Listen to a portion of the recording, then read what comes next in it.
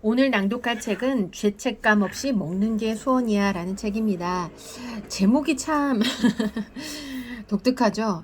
먹는 게 죄책감이 드는 분이 계신가 봅니다. 저는 원체 좀 잘 먹어서 그냥 먹을 때 먹고 잘 때 자고 이런 편인데, 이 제목이 죄책감 없이 먹는 게 소원이야. 죄책감 있게 드시는 분들이 있다면은 이 책을 읽어보면 좋을 것 같고요. 사실 이 책은 출판사에서 제공을 해주셨어요. 북센스라는 출판사에서 제공을 해주셨고, 김지양, 이은빈 두 명의 저자님이 계세요. 첫 번째 이제 저자님 소개해드릴게요. 김지양 저자님은요, 플러스 사이즈 모델입니다. 플러스 사이즈 패션 컬처 매거진 66100 편집장이며, 동명의 플러스 사이즈 여성이 의류 쇼핑몰을 운영하고 있고요. 이은빈 저자님은 차의 매력을 널리 알리고 싶어 창업, 결국 꿈을 이루었고, 밥보다 디저트, 술보다 차를 더 좋아하는 사람, 1일 1케이크로 20대를 보낸 사람이라고 하네요. 네, 궁금하실 것 같아요. 왜 죄책감 없이 먹는 게 소원이 할까? 궁금하신 분들을 위해서 낭독을 해보도록 하겠습니다.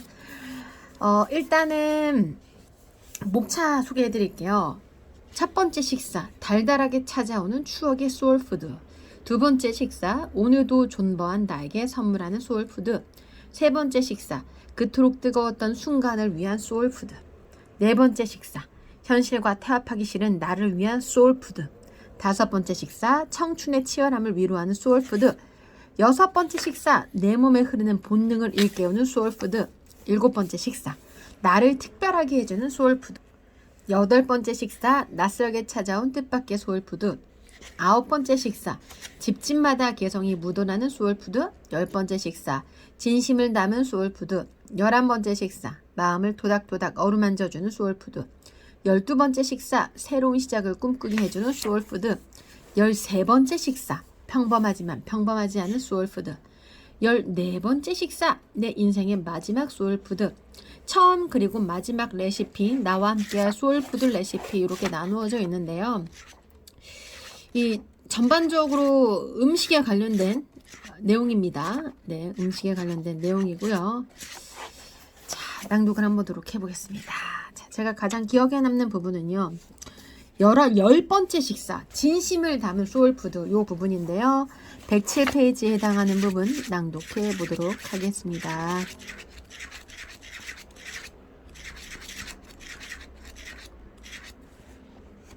열 번째 식사, 오감을 채워주는 메인 디시, 함께 나눠 먹으면 더 좋은 생선구이. 네, 때론 달콤하고 씁쓸하게 나를 달래주는 디저트, 가을에 더 깊어지는 맛 몽블랑. 네, 음식에 관련된 책입니다. 함께 나눠 먹으면 더 좋은 생선구이.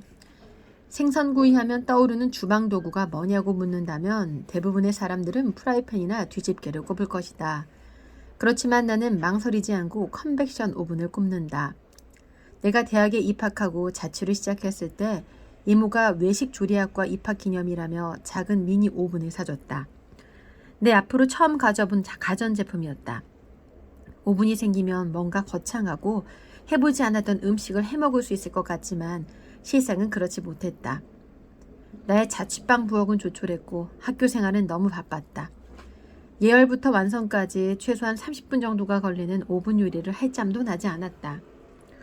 학교에 있는 업장용의 커다란 고성능 오븐을 맛보고 나서는 집에 있는 오븐이 마치 장난감처럼 느껴져 처음 가졌던 오븐에 대한 설렘도 시들해졌다.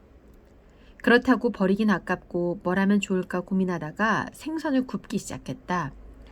그때의 나는 늘 외로웠고 서울이 그리웠고 우울했다. 혼자 먹는 밥은 가뜩이나 외로운 나를 저 바닥 아래로 끌어내리곤 했다.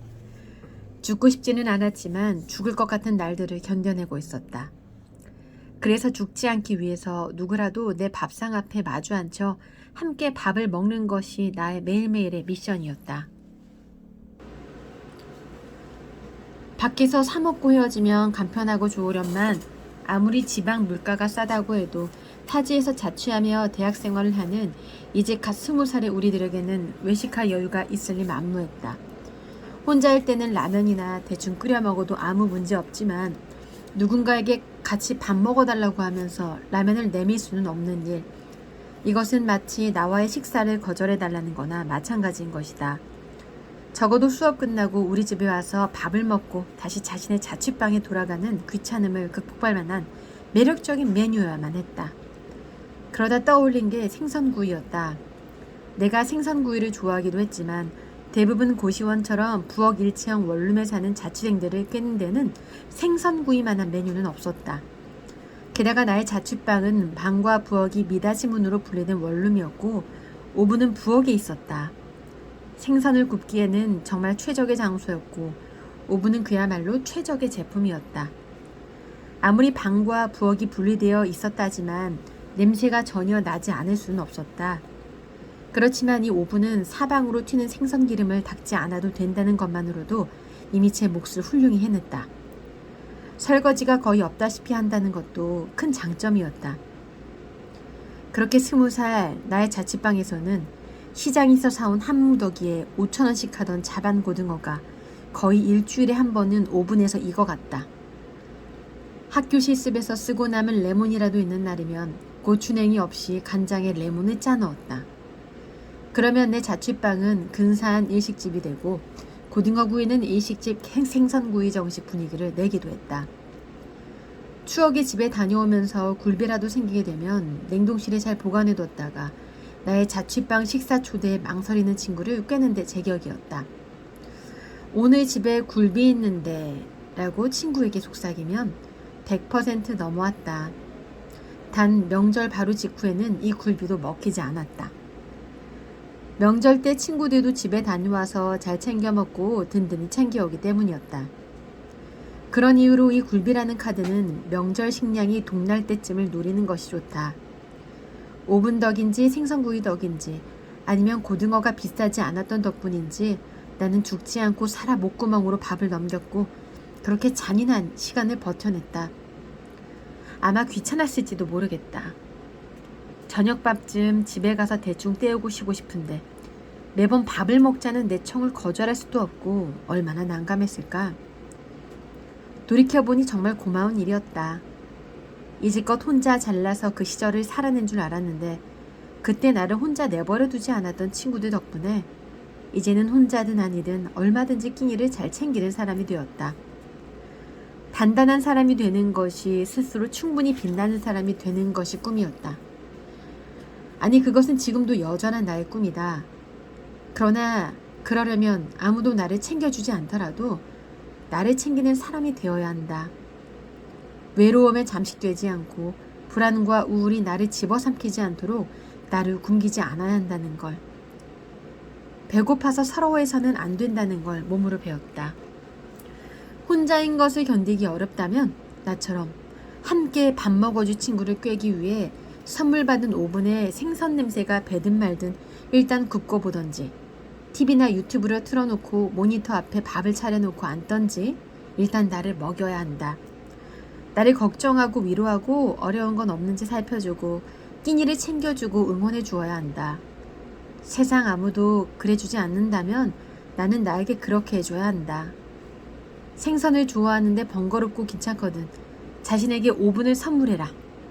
기왕이면 컨벡션으로. 요즘은 별로 비싸지도 않다. 아, 에어프라이어가 있다. 그렇다. 뭐가 되었든지 그렇게 애를 쓰다 보면 언젠가 숨이 막힐 것 같던 축축하고 깊은 우물에서 쑥 하고 머리 하나쯤은 자라있을 것이다. 그렇게 조금씩 단단해지고 자라서 스스로 빛나는 사람이 되어 더 이상 빛을 찾아 헤매지 않아도 되는 날이 오기를. 큰 바람에도 무너지지 않고 지지 않는 사람이 되기를 기대한다.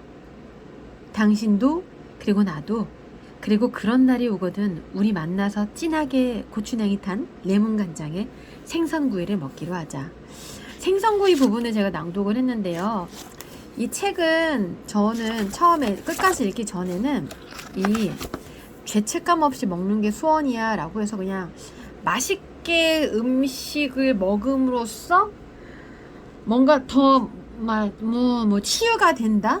이런 느낌일 거라 생각을 했어요. 근데 이게 에세이잖아요. 그래서 이 저자들이 그 맛에 관련된, 음식에 관련된 스토리텔링을 넣은 것이다. 이렇게 소개를 좀 해드리고 싶고요.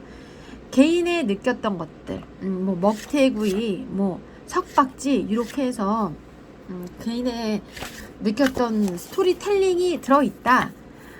그렇게 생각하시면 될 것 같습니다. 그래서 이 책은 어떤 특별한 뭐 교훈성 이런 거보다는 편하게 읽기 쉬운 그런 책인 것 같습니다.